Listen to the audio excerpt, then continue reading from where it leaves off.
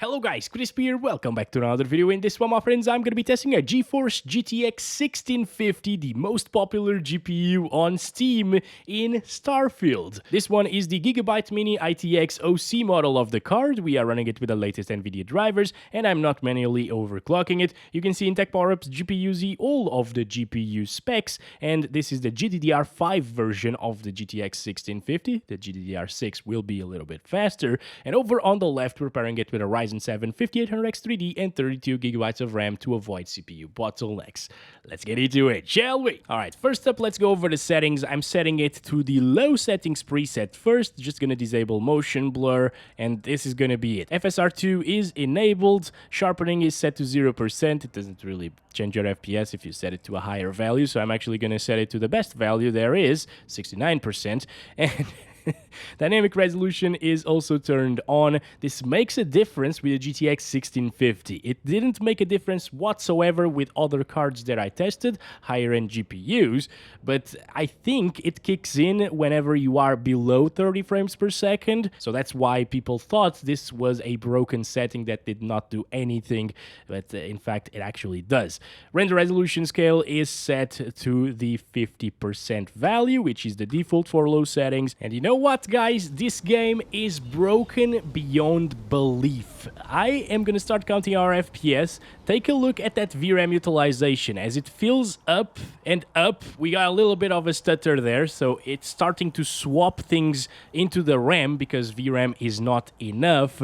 But the good thing is the average FPS are still fine. The FPS that we're getting right here are still okay as well. So you can expect a few stutters here and there because of that VRAM not being enough. That's not the end of the world, though. The FPS are actually pretty decent on average, and I am impressed with the 1650's performance here, even though this is 540p resolution and it looks blurry and pixelated as heck. I mean, I was expecting a little bit worse, not gonna lie. The 1650 seems to be enough to provide a playable experience in terms of FPS, and keep in mind this is the most intensive area in the entire game, at least that I've come across so far, and from what I've read in the comments as well. And it's getting 30 plus consistently, so that's not god-awful, right? But the thing is, as I told you, the game is broken beyond belief. I'm gonna show you what I mean by that. I'm gonna stand right here, we're getting 35 frames per second, right? All I'm gonna do is press ESC and go back to the game, okay? Pressing ESC now. There we go. And now I'm gonna press ESC again. And see how much that drops our FPS. I did not change a single setting. We were seeing 35, now we're down to 27. And now we're back up to 35 again for some weird reason. Sometimes it will stay at like 14 frames per second, other times it will stay at 20-ish frames per second, and other times it will actually jump back up to 36 or 35 frames per second, which is what we should be having here. I have no idea why this happens. I'm gonna do it again so you can see. Now we're in the 20s. And now we've been actually waiting for quite a long time already. And it's still getting 26. It's not kicking back up to 36 or 35. And now if I walk around here, instead of seeing those 30 plus FPS on average that we were seeing before, we're seeing 20s. It's a 10 FPS difference almost. That is just ridiculous, just because I pressed ESC a couple of times there. See?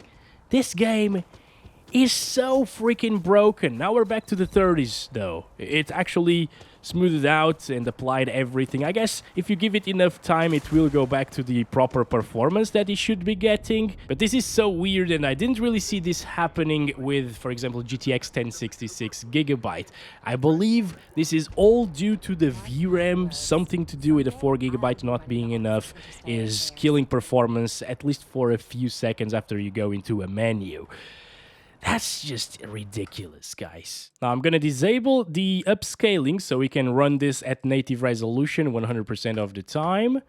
And it's getting 8, 9. There's no way to know that these are the actual FPS. I think these now are the actual FPS, 17. Yeah, okay, it went back. Oh, 20s. All right. I guess it takes a little longer to apply than any other GPU that I tested so far, but it gets there in the end. All right, at least that.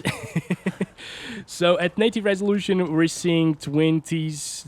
It's not too bad. It's actually a cinematic experience, you know. That would be 24 FPS. Add a little bit of motion blur, and it's like watching a movie, basically. But that's horrible, obviously, for playing a game. Getting 20 FPS, 19 right here. Again, I kind of thought it was going to be a little bit worse, just because the game is the worst optimized thing that we've ever seen in computer games history. So, yeah, it's again, a cinematic experience at native 1080p. I believe at 720p, we might actually see close to 30 FPS average all of the time, and it might become playable by then. Also, once again, keep in mind this is the most intensive area in the game. If you're just out exploring other worlds, if you're inside of a house, inside of a facility, shooting enemies down in that facility, it gets way higher FPS than here. Anyway, I'm gonna go ahead and enable FSR2 once again, but at the 80% mark, because I saw that this provides the best visuals to performance ratio. It's nearly the same as native resolution when it comes to visuals. Native res without sharpening, by the way. Okay, we gotta wait. Okay, these are the FPS that we should be getting. There we go. That initial stutter is completely normal. Once again, swapping things from VRAM to RAM. But it's getting 30 frames per second. That's pretty decent once again, but there is gonna be, yeah, quite a few drops here and there. More than 50%. I mean, at 50% resolution scale with FSR2 enabled, it was already dropping like to 29. Especially here, I think I saw it drop to 29, and now we're dropping to 24, 25. Yeah, okay, so you really gotta play with 50% resolution scale if you're playing at 1080p resolution with the 1650. You know what, my recommendation is actually just don't buy this game if you have a GTX 1650. You require a better GPU to play this. A 1650 ain't gonna cut it. I wouldn't pay 70 bucks to play at 50% resolution scale. It looked like a blurry mess previously.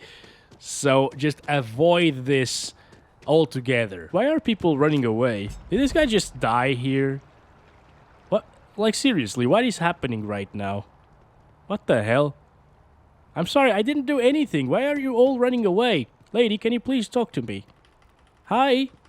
No? Kinda in the middle of something here. Are you? Alright, what about you? You're running in the opposite direction. What is happening? What? Hi there. Hi. I'm busy at the You're not busy! Stop lying to me! Wait. I'm hearing shots right now.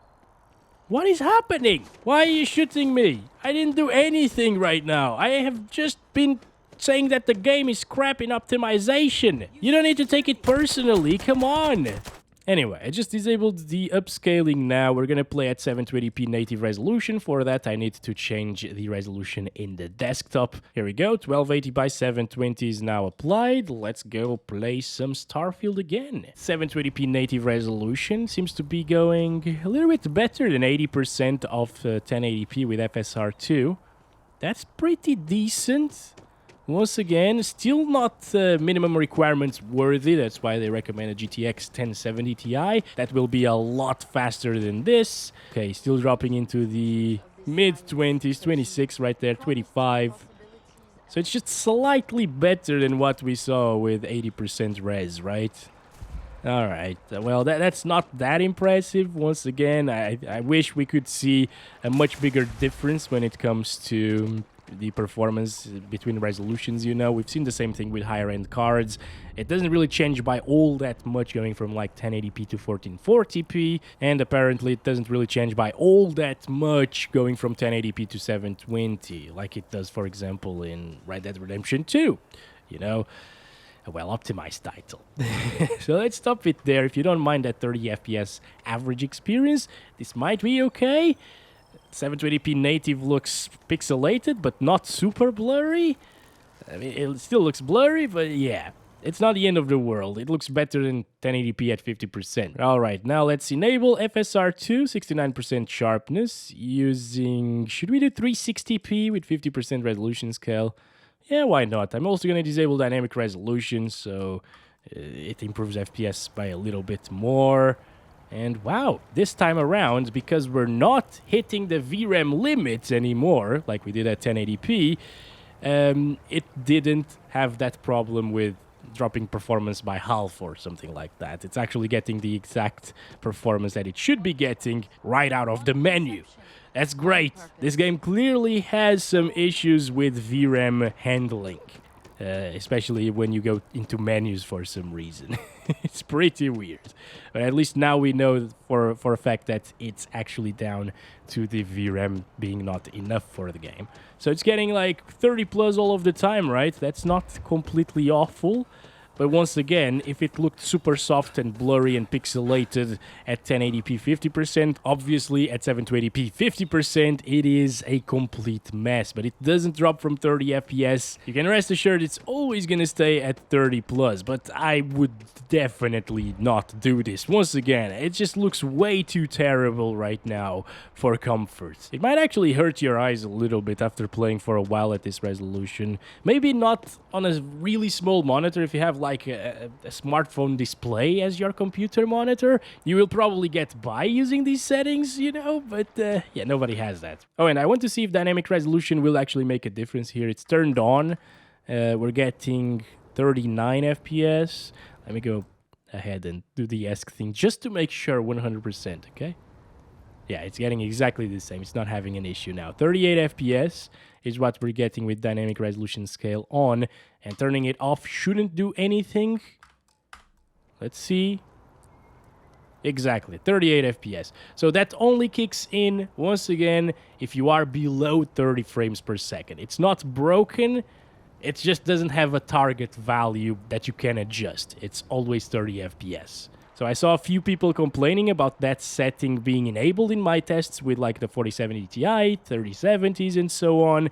But those GPUs never dropped from 30 FPS, so it doesn't matter having it on or off. And I told you guys that the setting was broken in those videos because it didn't do anything. Well, again, it actually does. You just need to be at below 30 FPS for it to kick in. Now,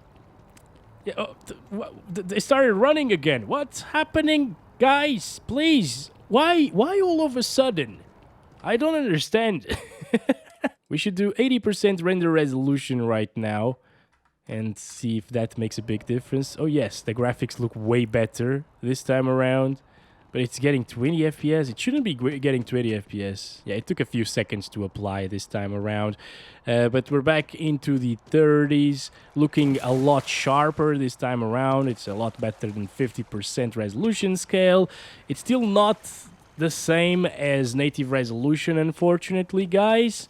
So at 1080p it got close to native, but at 720 you can notice a lot of pixelation from FSR, and I wouldn't say over sharpening, but the sharpening just looks weird. It has an halo effect, but it is getting 30 plus all of the time. So if you're playing at 720p in a really small monitor, 80% FSR is probably the way to go. 29 right there.